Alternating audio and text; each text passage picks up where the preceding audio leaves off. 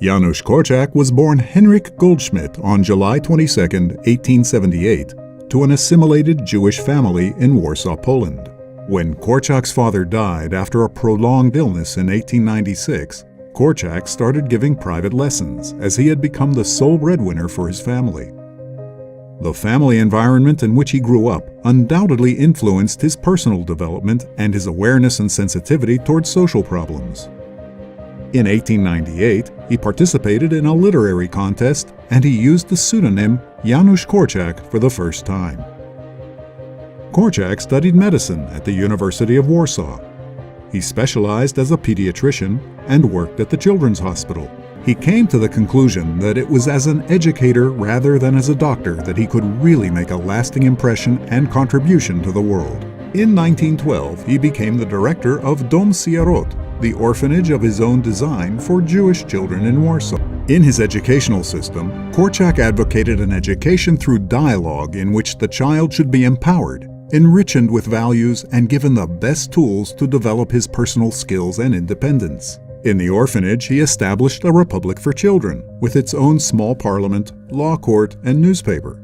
As his deputy director and the house mother, Korczak appointed Stefania Wilczynska, Stefa, who believed in the same educational principles as he did and became his right hand.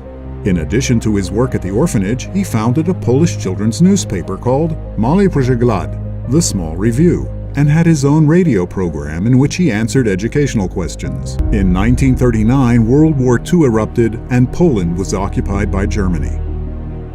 During the first months of the occupation, the number of children in the orphanage increased because it was necessary to receive children who had lost their families during the bombing. When the Germans ordered the Jews to move into the Warsaw Ghetto after it was sealed in 1940, Korczak's orphanage was forced to move to the ghetto as well. Korczak went with the children even though he had repeatedly been offered shelter on the Aryan side. He always refused these offers, saying that he could not abandon his children.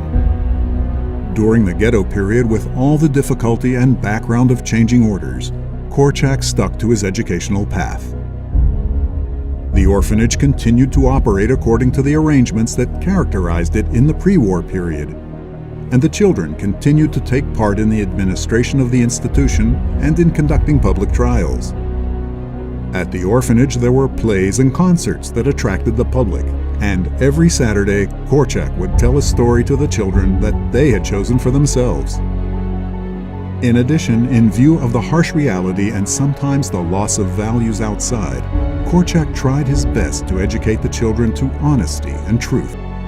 On the 5th of August, 1942, he boarded the train with the children to Treblinka, where together with Stefa, about 12 members of his orphanage's staff and around 200 children all went to their deaths in the gas chambers.